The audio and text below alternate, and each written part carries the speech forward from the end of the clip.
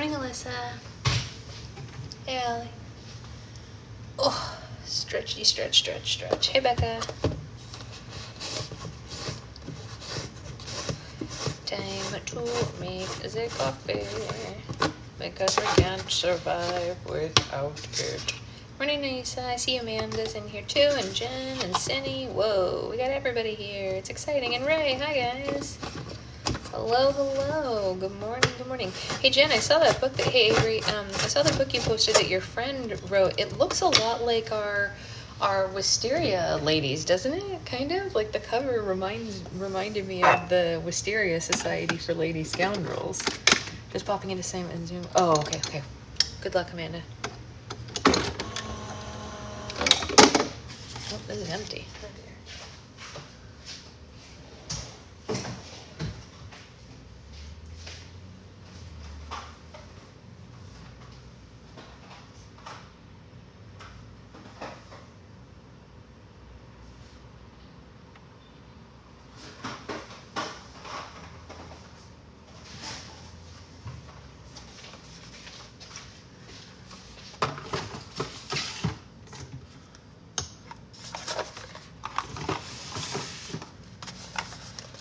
I will warn you when I was looking at a second book that's coming out in...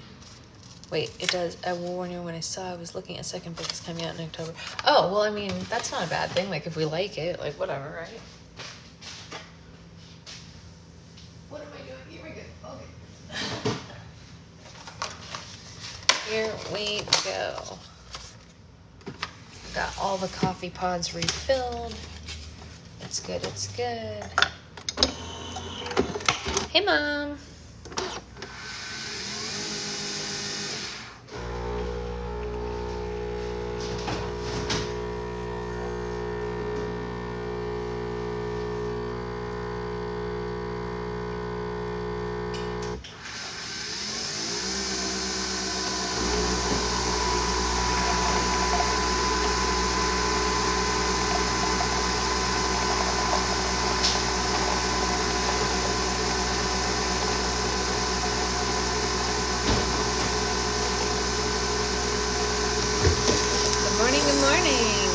How's everyone doing on this Tuesday?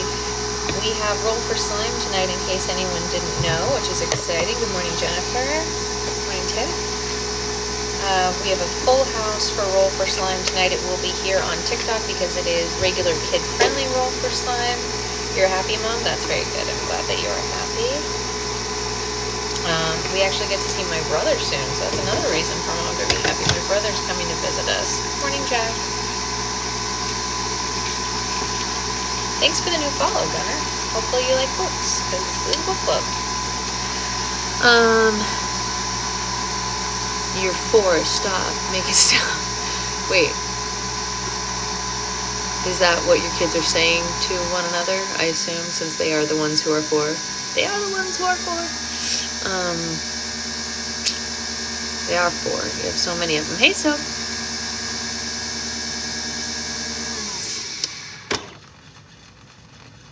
Yes. Time to make coffee. Time to enjoy coffee. Time to read, etc. and so on. Oh, filtered. Oh, I missed something. What did I miss from the filter? Sad. Check my feature and do the thing. Okay, cool. I will. Absolutely will.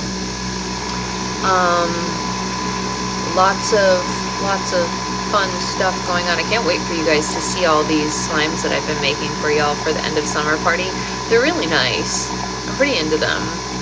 I think I'm not gonna lie that the raspberry vanilla soft serve might be my favorite, and I know it feels kind of like a basic slime because it's just like a Daiso butter, but it's such a good Daiso butter, you know? Thanks to Jen for that. We wouldn't have been able to have Daiso butter without Jen, so shout out to Jen for supplying us with Daiso. I think, I'm not gonna lie, in this batch, oh, banana nut muffin, no question, Aisa, no question. Butters are so good, but this one is like extra good. It smells amazing. Like, Secret Husband was like, raspberry and vanilla are already good, but whatever you did to this scent, like, it's extra good. And I was like, I threw a touch of marshmallow in there to make it sweeter. And he was like, oh my God, I don't even like marshmallows, but this smells so good. I was like, I know, right? The whole house smells like it right now because I packaged it yesterday and it just like lingers in the air. It's so nice. Our house always smells like something interesting because that stuff making me have more slime toys. Oh yeah, yeah. Well, if I said, honestly, if I had to get one from this restock, it would be the raspberry vanilla soft serve. And then my second choice from this restock would be the Dippin' Dots. It's blueberry lemon cake flavored, well, not flavored, scented Dippin' Dots. Those would be my top two picks from this restock. I might say last night's, oh yeah. Oh, Becca, yes, she should stop because she's 4, you're right. Yes, I agree with you wholeheartedly. No twerking at the age of 4. Did I overfill that? Ooh. Oh, it's okay. It might be okay. We might be okay. You know what? I'm just not going to touch it. We're just going to leave it right there. We're just going to leave it right there. My two favorites from the restock currently are the raspberry vanilla soft serve and the Dippin' Dots. I haven't shown Dippin' Dots on camera yet. I will probably today. I'm going to package it up. But the raspberry vanilla soft serve is pretty much my fave right now, both based on texture and based on scent. The scent blend is pretty phenomenal, but also the texture is just like, when I tell you guys, I think I used like 20 blocks of Daiso in this batch. I'm not kidding. It's like a heavy Daiso butter.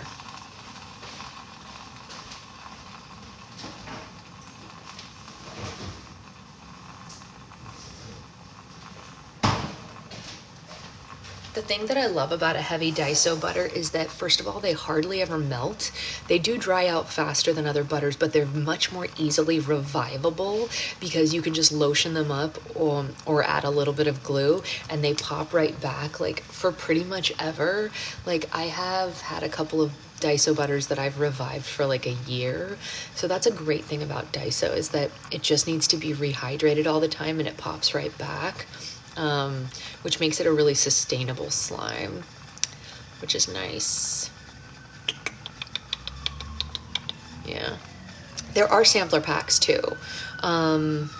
So, you know, everybody can get a little bit of everything. All good things though, you know. Here we go. Yes. Is it a perfect pour? Is it a perfect pour?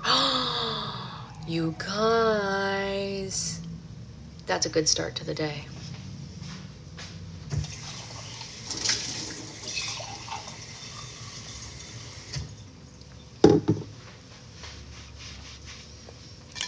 We love to see a perfect pour. You just started your laundry. We have to do laundry after book club because it's too loud for book club, but it's on my list of things to do after book club. Oh, anyone who didn't see my post yesterday, if you are listening to The Prince of Oregon on audiobook, I put up chapter 6 yesterday. I meant to put up chapter 7 yesterday, but I fell asleep because babies make you tired. But chapter 7 will go up today, which is exciting. So if you are following along with that and you want to listen to chapter 6, it is available to you now through the same link as all the other ones. What do we think is going on here? Can you not? Ugh. My hair's decided that it doesn't want to cooperate with anybody ever. You guys are really going to get to see a whole lot of brown hair over the next couple of months. It is what it is. I'll start wearing wigs to prevent the brown hair from showing. It's everywhere. Ugh. Everywhere. Okay, where's our book? I was reading something else, obviously, because at bedtime I read different books than what we read for book club. It is a lot of effort, but I really just don't like this. Like, it's not my fave, you know? Ellie and I are offended. It looks great on you guys. New canvas when you do dye it. Yes, it will be a brand new canvas when it gets dyed again. You're right. I don't know what I'm gonna do for our wedding photos. Like, I know technically we're already married, but these are our only professional photos that we're gonna have. and my hair has to look like this. Ugh. I don't know. It's kind of a bummer. Kind of a bummer. It's like, well, you know. Some paying attention for half a second. I thought she announced twins. No. There's just one baby in there. It was actually really funny when we had already had an ultrasound, but when we went to like her, I don't know how I would safely though, Sydney. I think that Ryan would get mad at me if I put like a temp color over it. I don't know. Cause like he's used the same brand for so many years on it. Like, I don't know what the deal is, and I'm not supposed to dye it right now.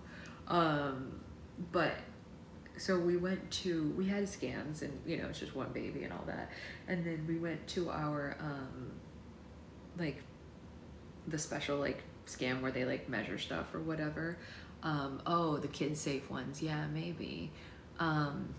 And they were like, okay, so it's just one baby. And we were like, yeah, no, we know. Just one baby.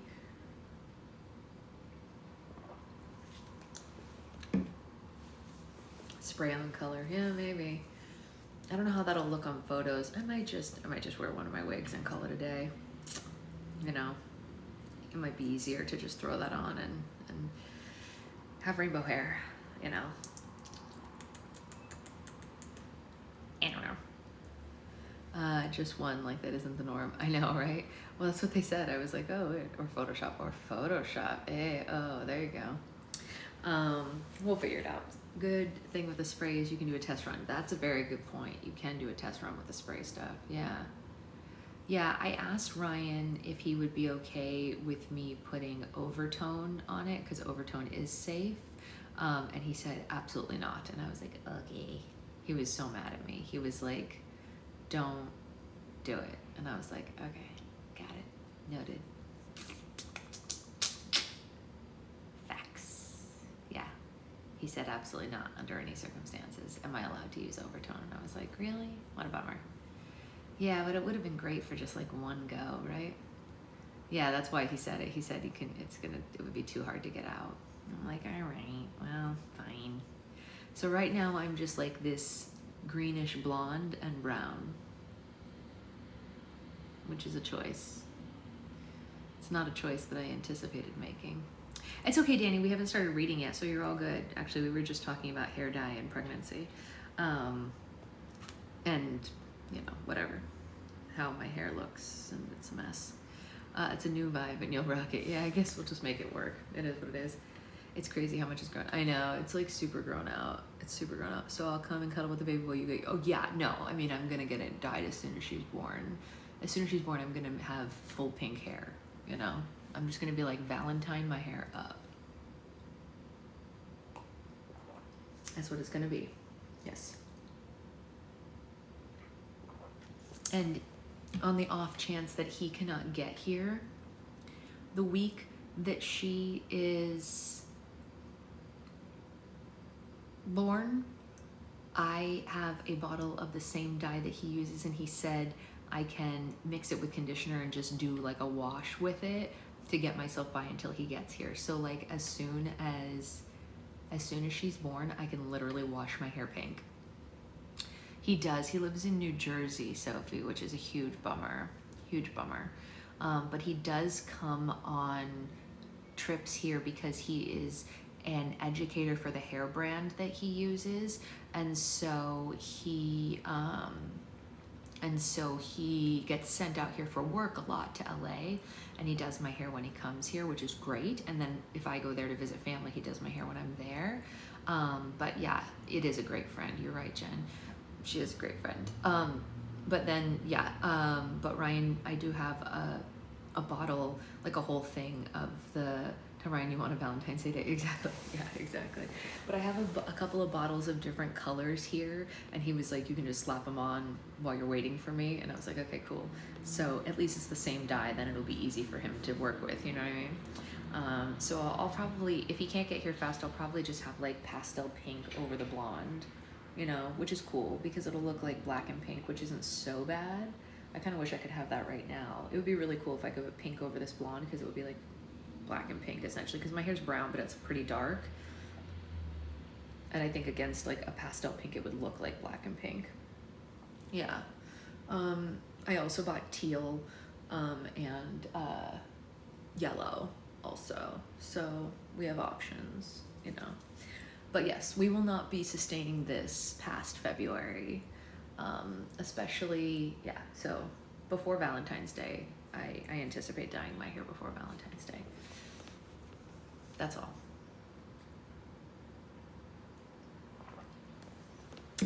Okay, let's read chapter 4, shall we? Chapter 4. Tressa, you're just in time. We're just about to start to read. We were on the 405, the very last bit of the drive that had taken several days from Clearwater to Los Angeles. What? Did I miss something? When did we get to Disneyland? What? I mean, I'm not trying to be funny here. Did I miss something? Did we know they were going to LA? I feel like I did not know that they were going to LA, but I guess we're going to LA. Okay, well, here we go. When, after heading up a mountain, we suddenly saw a sea of lights spread out below us. My first real vision of LA. Yeah, we just knew that they left the Sea Org. Yeah, I mean, I guess so, but there was no transition at all. It was just like, okay, well, we've left Florida and we're in LA now, you guys. Who knew? With my sister and me facing the prospect of being thrown into the RPF, Mom knew we had to leave Clearwater. Oh, I guess she's going to explain it now. Despite everything that had happened, my mom still very much believed in Scientology and our family's place in it, and so did I. In moving to LA and joining up with other Scientologists, we looked forward to the security of this larger group, a real community. Even though Nicole and I didn't make it in the Sea Org, that didn't mean that we didn't have a place in clearing the planet. And, like all Scientologists, we didn't want our eternity threatened. Duh. We learned pretty early on that we come back again and again over the course of millions and millions of years, as the body is just a vessel for the Thetan spirit. We didn't have much money, but thankfully a friend of my mother's from Brooklyn who now lived in Los Angeles offered to take us in. A Scientologist herself, she said the church was really strong out there. LA has the greatest concentration of Scientologists in the world. You know what's funny about that? Living here, you'd never notice it. Like, I couldn't, like in New York, I can tell you where the Scientology churches are because they make themselves really obvious. I could not for the life of me tell you where one is here in LA. Not a clue. But I know exactly where they are in New York City, like having walked by them a ton of times when I lived there. It's very strange. They make their presence very known. Like they stand outside the buildings there and like hand out pamphlets and try to get you to come inside. Never seen that here. Not once. I wonder if it's just because like when I lived in New York and I was walking around the areas where those were, it was before her documentary came out, so they were a little more brazen. Maybe they're quieter now. Yeah, or maybe the celebrities want to be discreet, like Tressa said. I don't know. But just speaking from experience, there's one by Theater with Stars. Oh, there's one by the Grauman's Chinese? Really? That sounds awful. Yeah, they are quieter now too, I think, in New York. Okay, Sydney, that's fair. I didn't know that, but that does make sense that they'd be quieter now given everything. But like, literally haven't seen hide nor hair of them here ever in my life. And I lived in California for a very long time before New York and also obviously now. There's an awkward Scientology spot not far from me in Florida. Barf, Jess, barf. Okay. California was nothing like what Nick and I had thought it was going to be. We had pictured LA as a beach town filled with blonde people in bikinis, but Hollywood, where we were staying, felt just like any other big city. Like, where's the damn water? Nicole asked. I was just as disappointed as Nick that LA wasn't straight out of a scene from Baywatch, but I was still excited to be there. I could hardly wait to start fulfilling my dreams of being an actress. My mom's friend and her husband let us sleep on the floor of their apartment. We now included baby Shannon, Mom's new boyfriend George, whom she had met in Clearwater, and his 2 teenage sons. That feels like a full house. It's a really nice friend to let everybody stay. The tiny apartment was a block from the Blue Building, a giant complex of 10 buildings that made up the Church of Scientology's West Coast headquarters. An imposing concrete Art Deco building was the former Cedars-Sinai Hospital, erected on Fountain Avenue in the 1920s, and it's known as Big Blue because of the color it was painted after being acquired by the church in 1977. Oh, I know where Fountain Avenue is. Okay, then. Yeah, seriously, you'd have to really love them. Look, I let friends stay with me all the time, but this feels excessive. By the time we arrived in California, I should have technically been in 9th grade, but because I missed an entire year of school while in Florida, I was enrolled at King Junior High School. Wah, wah. Not very inspired to return to school, Nicole and I persuaded our mother to let us quit. Yikes! Not good. 8th grade education is not enough. Listen, and that's really funny, Anya. I love the building. Yeah, I know. It's really sad. It's really sad that they got such a good building. So obviously, like a lot of millennials, I was raised to believe certain things about education and whatever and yada, yada, yada. But Cindy, did your mother just like up and let you do it? Really? And how do you feel about that? I feel like that's just, it's good. You're going to struggle with a lot of stuff. Am I wrong?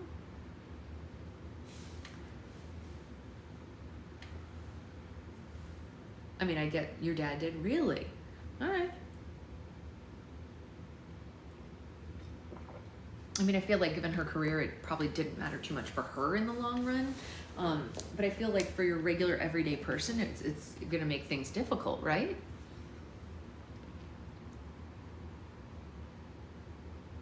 Well, my mom wouldn't have allowed it. My grandfather would have pulled me back into the building. Well, I mean, you don't even want to know the amounts of schooling that my mom forced me to go through, but that's neither here nor there. I feel like my brother would have quit. I eventually got my GED and attempted college.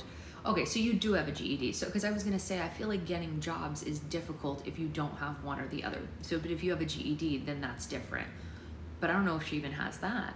I guess, again, in any acting world, who cares, right? Like, it doesn't really matter if you're an actress. But like, if you're trying to get like an office job, you know what I mean? I don't know. I don't even know how that would work if you didn't have a GED. I don't know. Let's keep reading and see what she says. I didn't quit, but I didn't graduate. It's like silently quitting a job. I silently quit school. And they just let you, Tressa? I didn't get my GED until my early 20s. Yes, it was difficult. Yeah, that's what I was figuring. I feel like the world is not set up to support that system unless you want to have a job like acting or a very specific trade where you are an apprentice, right? Those trades, I feel like it's set up for those people, but I don't feel like it's set up for anything else. You know, like I feel like a tattoo artist, for example, could get away with it, right? You know what I mean? Like you could get very far in tattooing without that kind of an education because it's completely devoid of any of the same skill set, right? You know what I'm saying? Or like,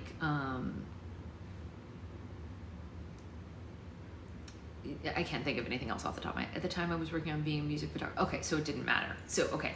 But that's what I'm saying. Like, Leah has an associate's from NYU. Okay, so she got there eventually. I didn't even know NYU did associate's degrees. Yeah, so any kind of creative field, I guess it doesn't matter.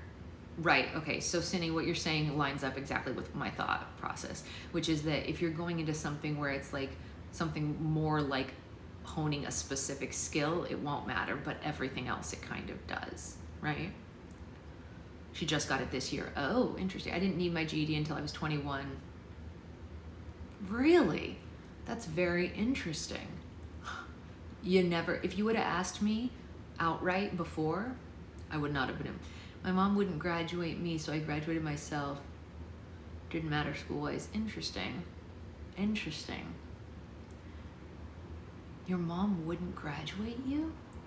What does that mean? She like wouldn't let you go to graduate because you were homeschooled? So you had to like do it yourself? That's freaking lame. Yeah, me too, Anya. I mean, as you can see, I am like wide-eyed and unaware of. This is one of the reasons why this kind of stuff is so important, why we like read things about different people's stories. And I always tell like other people that I know in Secret Husband, because Secret Husband's like, are you even a fan of Leah Remini? I'm like, no, I like don't care about her career or anything like that, but I love learning other people's stories. That's why I've always read so many memoirs. I love learning about different people and different versions of life, you know what I mean? Which is why this kind of a book is so fascinating to me, because like we learn so much about everyone every time, Cindy. Like, you're totally right. It's not just about the person in the book. We learn so many different life situations and stories, and it's eye-opening. And also, that's what like promotes tolerance, right? Like, learning other people's life stories is how you promote a better society in general, by like learning what does and doesn't work. I think that's my personal perspective. I know that's not everyone's perspective, obviously, because as we've established, I am not now, nor could I ever be in charge, because I do not have the constitution for being in charge. But obviously lying, yes, Snake. But I think it is really interesting to be open to hearing other people's stories, right? And if you don't ever hear those things, what just flew in my eye, do we think? Whoever's story just flew in my eye, get it out, take it back. I don't want it. Never mind, I don't want your story anymore. My grandpa was a very devout Christian, but always enjoys talking with everyone about their beliefs. See, that's a great perspective. That's a great perspective. My mom is a very devout Christian, but she does try to do her best to study other religions, which I think is cool. When I was in my very early years of college, and I was like, I had worked my way out of being like religious, but I still considered myself Christian, whatever that means. Like, you can take that with a grain of salt for obvious reasons. I took a lot of world religion classes in college for this reason, because I've always had this mindset, like, I want to learn all these other things. I was, 18, 19, and I took a lot of these courses so that I could learn a lot about those things. I took like the Bible from a historical perspective, and I learned all of that stuff, which I don't know if any of you guys follow Dan, what's his name on here, that Bible scholar. He's so fascinating. If you don't follow him, doesn't matter if you're religious or not, his content is chef's kiss, so good, right? But I took a lot of classes, like the kind of stuff he talks about, and then I also took world religion classes where they compare, like, stuff like what happened at the Olympics with the opening number wouldn't have happened if everyone took those courses, you know what I mean? Because people would have recognized this isn't the Last Supper if they took those kinds of courses, you know what I mean? So, and of course, that's not to say that college is for everyone. I don't believe that college is for everyone. That's what I was getting to in the beginning when we were talking about school being necessary. I actually have worked myself out of believing college is necessary. I actually don't think it is in a lot of cases, and it's not for everyone, right? Like, Secret Husband didn't finish either, but he's an artist and he's extremely successful, so like, who cares, right? Like, he went to like a year of art school and then he was like, nah, I don't need this, I know more on my own, and peaced out and went to work, right? Immediately. So like, I'm not saying that. And my brother didn't go to college. He went to an acting conservatory for 2 years, and that was, you know what I mean? So like, get special education in your field, whatever that education looks like. Education, the word education doesn't have to mean school. It can mean training. It can mean, exactly, Jen, there are a lot of paths to getting educated, and education doesn't have to be in a formal setting. For example, my sister-in-law, Rowan, she did go to full 4 years of art school, but then she also did an apprenticeship before becoming a tattoo artist, and her apprenticeship is what allowed her to be successful in that, not the schooling. You know what I mean? So like, it's not the same. And my mother forced college on me under exactly. Yeah. I got my BS in molecular genetics. Sounds impressive, but it was a waste of time, right? Well, I don't use either of my degrees most of the time. It does sound pointless, Sydney. That's exactly right. So I don't think college is for everyone. However, I do think that learning is for everybody, whatever version that is for you. You know what I mean? Well, that's different, Sydney. That's an exciting moment.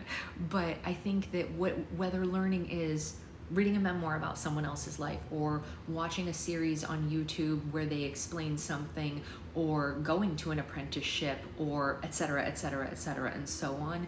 I think that learning about the world around you, I think that the people who maybe are on the other side of the aisle, as we're in the middle of an aisle situation, if you know what I mean, are the people who refuse to see outside their own box. And some of them have very high educations, but they're still not really educated, if you know what I mean, right? So like, yes, you don't stop seeking knowledge. It doesn't have to be in a formal space. This is not a formal space, but I feel like we're all learning new stuff every time we do this, right? I don't know. Call me crazy, but I feel like we are. So anyway, I know we just got on like a huge tangent, but I think it's important. And I think that's what makes spaces like this really great, right? Like that's part of what makes our book club so cool, is that everyone is super open to explaining their situation, and we don't downplay anyone's experience. We're just like, huh, I didn't know. Cool, tell me more. You know what I mean? And I think that that's a really important step in life, is to be open to hearing other people's experiences, regardless of how they differ from your own. Anyway, let's keep reading about her. We are a formal space. I'm getting my master's and it will help us step up in the job, but mostly, yeah, that's a really good point as well. Sometimes a lot of schooling actually is just so repetitive, but you need that like piece of paper for the extra pay at work, which is such blah, blah, you know. Do you guys want to hear something absolutely hysterical? Like this is how almost pointless and like unbelievable education can be sometimes. When I worked at SLUMU, I worked really hard to teach everyone color theory, right? Because I feel really strongly that if you're going to work in an artistic medium, you should probably know what colors mix to what. And I'm not saying you have to go to school to learn that, but I feel like most of us did in kindergarten, because, you know, primary colors you learn in primary school. I'm not talking about the more complex things. Like a lot of people don't know that if you mix neon pink and neon green, you get like a dusty rose. I don't expect you to know that. I only know that because I work with colors so frequently. But you should know that standard blue and standard red make standard purple, right? Like this feels like an obvious thing unless you're colorblind, right? A lot of people I worked with didn't know it. And I found out at one point while we were interviewing people to help me with camp that my boss, for reasons unbeknownst to me, believed that I had a master's degree in color theory. I never said that. I would never tell someone that. I don't think that even exists. Like, what are you talking about? Like, where did she get this idea? She said out loud to a person we were interviewing, well, Sasha can help you because she has a master's degree in color theory. And I was like, and she couldn't see my whole face because we were all wearing masks because it was 2020. And I was like, what?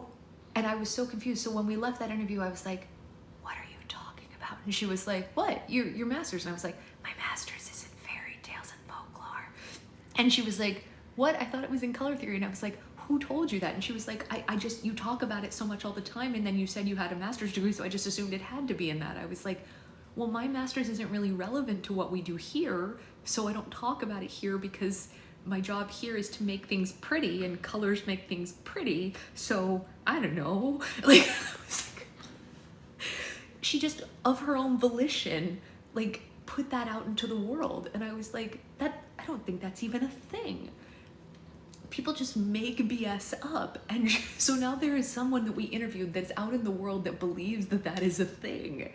Like, people are insane. That's not a real thing. I don't have that. Anyway, so all of this to say education can literally mean nothing, because where did she get that? I did not tell her that, just so you guys know. I never claimed that. I don't do lying here. Color science is a thing, of course it is, but I don't have a degree in it. I never claimed to. I just claimed to have a higher understanding of whatever, you know. I think I know more about colors than the average person just based on what I do for a living, but that's it. You know, practice makes progress. That's all. Anyway, let's keep reading because we've gotten very sidetracked. Hi, Mina. Oh God, that's funny. I do know how color theory works. I do. Yes, that's a fact. So as long as we were on course, okay, wait, sorry. She felt that as most Scientologists do, studying Scientology is more important than getting a traditional education. Now, I think we can all agree that that's wrong. Regardless of how much education you have, you can agree that Scientology is not more important than it on any level. Whether it be kindergarten or graduate school, Scientology is bought by the barrel. So as long as we were on course, my mom was okay with it. Plus I would say things like, "Ma, I'm gonna be an actress. I'll hire an accountant who went to school, I promise." Now that we were no longer enrolled in school, we immediately set out to get jobs. Everyone in the family was hustling to find work, and since we all needed to chip in to eat and pay the electricity bill, make car payments, etc., and stay on course, our religion didn't come free. Of course, the courses Nick and I were taking were still introductory, so they weren't expensive compared to what most cost in advanced courses. Still, the range of $45 to $300 per course was a fortune for us. How does anyone afford this? How does anyone afford this? I'm being serious. Like, I'm sorry. Like, how does anyone afford this? I don't get it. Plus, I was starting with a deficit. After I left the Sea Org, I was saddled with what's called a freeloader's debt. Sea Org members take courses for free in exchange for being on post, but if you leave of your own volition or you're thrown out for being found unfit, you owe the church money for those free courses that you took while in the Sea Org.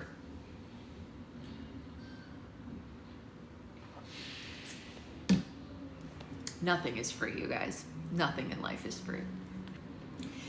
I owed thousands for the courses that I took in Clearwater, and I wasn't allowed to be on course again until I paid my debt. So I went on a payment plan. Practicing Scientology imposed a lot of financial pressure on everybody, but it also opened up opportunities to make money. In businesses run by Scientologists, lack of experience, age, or education didn't seem to matter. The kind of training program being provided on course was good enough. So after my mom found a job at the solar heating company, American Sun, which is run by Scientologists, I begged her to find me work there as well. And unbelievably, she did. Welcome back, Stephanie. We were just chatting. We barely have read a paragraph since before because we were chatting about a bunch of stuff. We get sidetracked when we're reading memoirs. It was a telemarketing position. The barrier of entry was pretty low, but still, since I was just a teenager, the job was nothing short of a miracle. My job was to call people who were listed in a huge binder and stick to a script that went something like this. "Hello, sir or madame. I'm calling to congratulate you on winning an all-expense-paid trip to Laughlin, Nevada. All you have to do is have a representative from American Sun come out for you to retrieve your certificate." Customer. And what's the catch? "There is no catch, sir or madame. You simply need to set an appointment for someone to come out and enlighten you on how solar heating could drastically cut your cooling and heating bills down. After you listen to a 90-minute presentation on solar heating for your home, you will receive this trip at no cost to you. We have a rep in your area tomorrow afternoon on another appointment. Does that work for you?" UCLA has a color theory and applications course. That's amazing. I love it. I love it. I should go take it. Should I go take that course, you guys? Do you think I can audit the course at UCLA? And then I can be like, I don't have a master's in it, but I have taken a course. Even though this was even I thought this was a racket, but my boss assured me this was a real thing. The free trip was from Tuesday to Thursday, and it was to Laughlin, which apparently was the effed up part of Nevada where they have $2.99 buffets and penny slots. But it was real, and it was free. So I took my seat in the large room of rows and rows of telemarketers and looked up the big board on the wall. It was every telemarketer's name, including mine, with little suns that represents how many confirmation appointments each caller had made. Well, I was gonna get suns all the way across the board. Yeah, I was definitely gonna rock this. So I dialed my first number with confidence that came from both my inherent personality and what I had learned from Scientology. There is simply no in Scientology. "Hello, ma'am," I began. When it came time for the woman to say, "What's the catch?" she actually did say it. Even though my supervisor had told me they always said it, I really couldn't believe that this actually worked. When I got to the part about setting up an appointment, the lady on the other end of the line didn't go for it, though. No problem. There were more names where hers came from. By the end of the day, however, I realized that booking appointments wasn't as easy as I thought it would be. In fact, I hadn't booked a single appointment all day. When the next day didn't go any better, I decided to take matters into my own hands and go off script. Mostly, the people that I called cut the conversation short by hanging up on me. So when one man did just that, I called him back to give him a real talk. Hey, it's me again, I said. No, Sophie. I think that's the whole point of this, is that she worked her way out of it, and this is like an expose on the entire situation, because she has a whole documentary about it and trying to get other people out, which is great. I think she's using her powers for good on the other side of it. Imagine failing at a call center. I mean, I don't know. I could never do it. I would fail at a call center. I am not good at that kind of thing. I could not cold call people. I could not. It's not ideal. When I worked at Awesome 80s Prom, I used to have to call people who asked to be called to set up bachelorette and birthday parties, and I even had trouble calling people who asked for a call. So I could never just cold call. Even just being like, hey, you emailed and you said you wanted us to call you, and they asked for it. You know what I mean? I worked at one day, didn't even make it through training before I said no. Yeah, no, could not do it. Couldn't do it. So anyway, she calls him back, right? Yeah, literally. I don't want to talk to people I know, little strangers. That's right, Cindy. She was shunned for asking why the leader's wife. Yeah, I mean, I would have too, Jen. Hey, it's me again. I said, listen, you do have to sit through this boring thing on solar heating, but you don't have to buy it. Just like do the presentation and you literally get a trip. It's Tuesday through Thursday, okay? But it seems like you aren't that busy. And then he hung up on me again. And I called him again. And this time I didn't care about making a frickin' appointment. I just wanted to give him a piece of my mind. What is this? What are you? Some kind of animal? I shouted, sounding like my dad. You don't just hang up on people. The man hung up on me again, and then called the company to file a complaint about me. Not only did I never get a single son by my name, I soon got fired.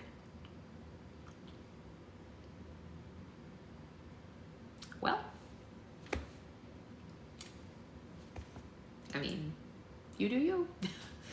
I wasn't so upset when American Son let me go, because by that point I realized the whole network of Scientology businesses in the vicinity of blue buildings, which was important since I didn't have a car. My sister got a job down the street at a place called George's General Store, which sold accessories needed for Scientology sessions and recommended vitamins. Oh, wow, that's definitely better. Canvassing the area around Fountain Avenue, I went into a restaurant right across the street from the Blue Building, New York George's, no connection to the general store. My strategy was to use the fact that I was from New York to get my foot in the door. Honestly, that feels like Ellen's videos about telemarketers, hilarious. They're hilarious. I actually used to do that when I lived in New York. I have some old videos I should play you guys. There was one where a guy called me claiming to be the IRS, and I turned on like an old lady voice, and he was like, if you don't pay today, the police are gonna show up at your door. I was like, well, I only have $250. It was hilarious. I gave him a made up address. I was like, okay, I guess they're gonna come take me away then. You saw the old video, Becca? That's really funny. It was pretty funny. Her name was, what was her name? I made up a really hilarious name for her. It was like, I mean, an absolutely hysterical, stupid name. But I was like, well, I guess they're gonna come get me now then, aren't they? Like, just absolutely ridiculous. Anyway. My strategy was to use the fact that I was from New York to get my foot in the door. The owner, Randy, a Scientologist, interviewed me and agreed to try me out as a cashier because I wasn't trusted to be a waitress with the attitude that I had on me, as he could attest from my days as a customer there. Just sit here on the stool and take the money, make change, and try not to lose us any business with your mouth, Randy said. Can I at least know? Randy said. Take the money, make change. That's it. To pass the time, rather than just sit there, I took it upon myself to clean the doors every 5 minutes with Windex, clean the cash register with a Q-tip, and put all the bills facing in one direction. You could say I had an obsession with things looking neat and clean, and honestly, I still do. Eventually, Randy promoted me to waitress, a job that I know most people complain about, but I absolutely loved it. I mimicked my grandmother, who used to clean the whole table after we finished dinner and before coffee and cake. You don't want to sit in a macaroni, she said. Let me make it nice for you. So before I served the coffee, with the napkin in between the saucer and the cup, naturally, I'd say, let me make it nice, and I'd clean the table, which the customers found charming. Honestly, she's right. That does work. If somebody did that and I was at a restaurant, I would tip them more. I'd be like, oh, they went above and beyond. But she's right in this case. I even loved being a waitress when the customers were busting my balls, an occupational hazard. One of my regular customers was a guy named John Futris, who owned a Scientology graphic design company called JFI a few doors down. They printed all of the church's literature, and John was always smiling, but he was a pain in the ass with his muffin order. I would like a blueberry muffin, with the top cut off, but not in half. The top should be smaller, and then I want 2 pats of butter, one on the top and one on the second half. But make sure that the butter's not frozen, so warm it a little in your hand first, and then a coffee with half and half and 1 sugar every day. This went on for a couple of months until one day when John asked me what I really wanted to do. And I told him eventually I wanted to be an actress, but my immediate goal was to just make more money. I believe you will be a great actress one day, he said before asking me if I typed and if I wanted a job that paid more. Yes and yes, I said. I quit New York George's that day and I was moving up in the world. Yes, it was. It was Geraldine. That's right. The name is Geraldine. Yes, you're right. I did use Geraldine. I was going corporate.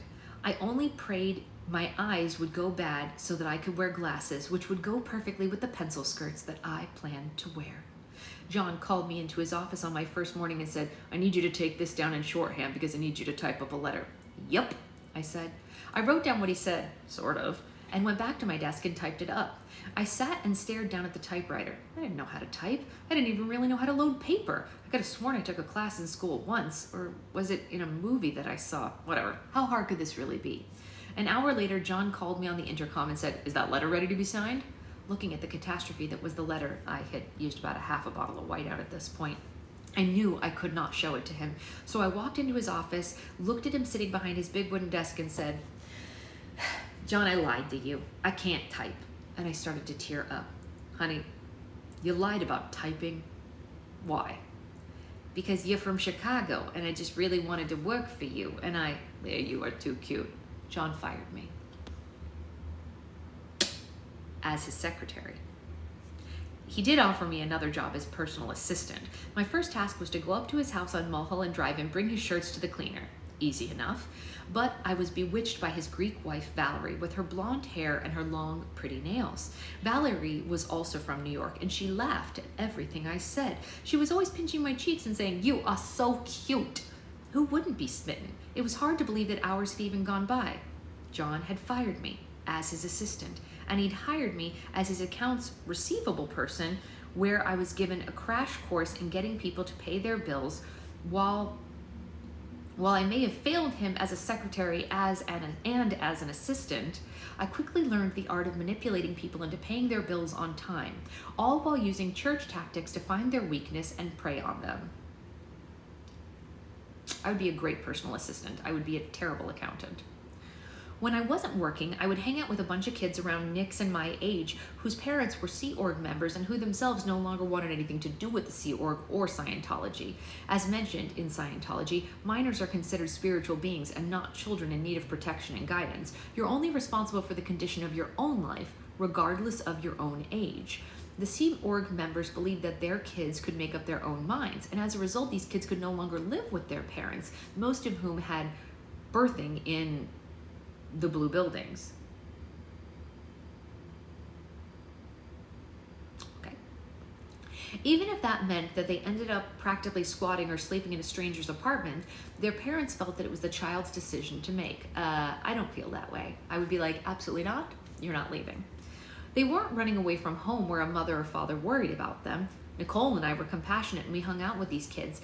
They got us, meaning they knew the ways of Scientology even if they chose to leave it. And we liked them and basically said, F you to the Sea Org, if not to Scientology altogether. Shouldn't we be friends with these people and set a good example for other? Oh, birth as in beds. Oh, okay. Thank you, Jen. I had no idea what that meant. So with everyone basically left to their own devices, some kids lived with other regular Scientology parishioners in the neighborhood. Others buddied up with and moved into their own apartments with one Scientology kid or kids old enough to sign the lease. Or kids lived with complete strangers if need be. We spent our days working and our evenings going on course, and our nights together smoking, playing gin rummy, and scrounging for jobs, even for food. Hanging out in front of Hannon's, which was a local mini-mart at the corner of Edgemont and Fountain, we formed a tight-knit community. We were children trying to be adults. Whenever we met someone who was struggling with his or her life, be it drugs or alcohol or other addictions, we were convinced that we could save them with Scientology. It didn't matter if they were twice our age or battling demons that we couldn't begin to understand. We thought that we had the knowledge and skills to help them. Sure, Jan. Sure. You're definitely a professional. Go forth and save the people. I mean, she's a child. I'm not making fun of her.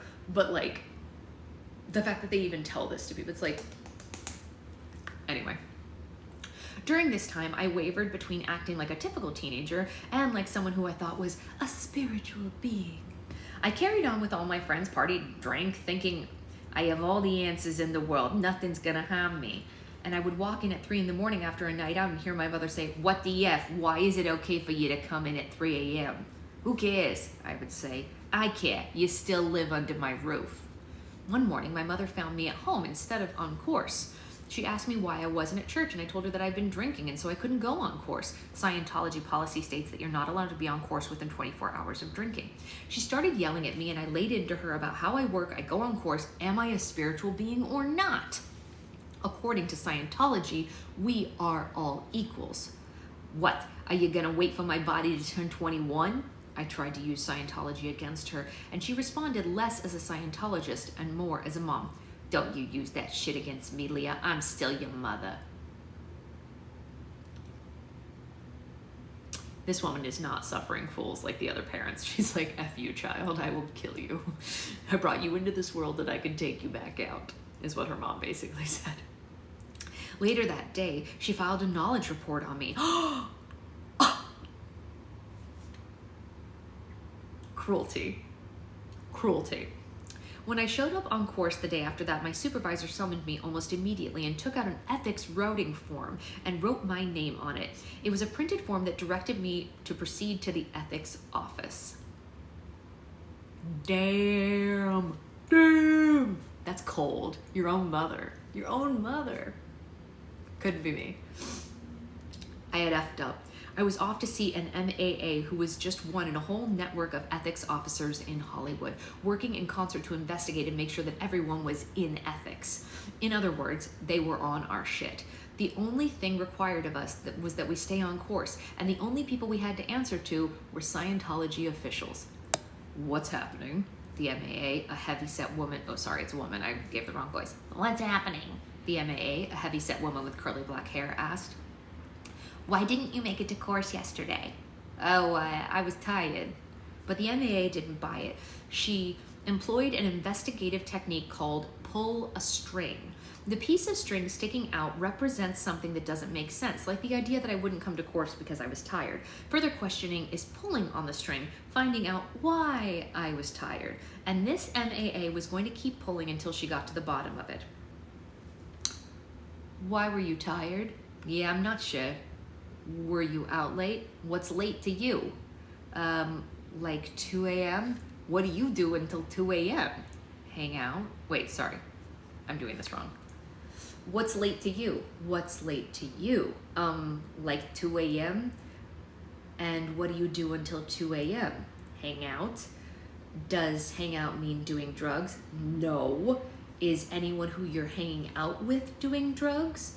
I don't know. I was starting to grow more anxious. Well, because you can't be connected to that, right? You know that if you're connected to that, you'd see how it would have a domino effect in your life. You didn't make it to course, right? Things don't just happen. Everything has a cause and effect. Yeah, I didn't do drugs. I wouldn't do that. Good, because they are the single most destructive element to a person's spiritual and mental well-being. All right, I drank. The MAA sat back and looked at me straight in the eye. It wasn't an accusatory look, but it was kind of calming. All right, good. So who else was involved? She asked. I quickly reverted from peaceful back to worried. I didn't want to get my friends in trouble. As if she could read my mind. Okay, you know what? I'm just gonna let it go. It's not even worth arguing. As if she could read my mind, the MAA said, well, it's not about tattling, Leah. You know what the policy says. You're not narking on them. You're helping them. It's great that they're staying out. And is it great that they're staying out and getting drunk until 2 in the morning? No, I guess not. So what's the greatest good here? Is it to tell the truth? And if we all did that, we would be helping each other have a better life, right? It's not about being a WOG, W-O-G, for anyone wondering. This was a term for non-Scientology. This was a term for a non-Scientologist, short for well and orderly gentleman. WOGs are considered to be ignorant and unenlightened, and to be avoided for their lack of priorities. The MAA scribbled as quickly as the names rolled off my tongue. She was connecting the dots for a knowledge report, and every person I mentioned would be routed to ethics. But I didn't feel guilty. Not only had I given up on what I'd done, but I was helping my friends. I made a vow to myself that I was gonna be a better person. I'm gonna be good. I'm gonna be on course. I didn't want to be average. I didn't want to be acting like a WOG. I am more than this. I am a Scientologist, and I am here to help clear the planet. Sure, Dan. Sure.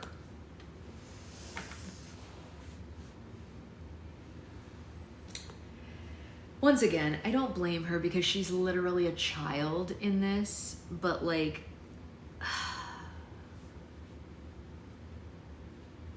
it's ridiculous. It's ridiculous. I don't even know. I don't even know. Ooh, how did it go, Amanda? It's just so, you know, it's so much. You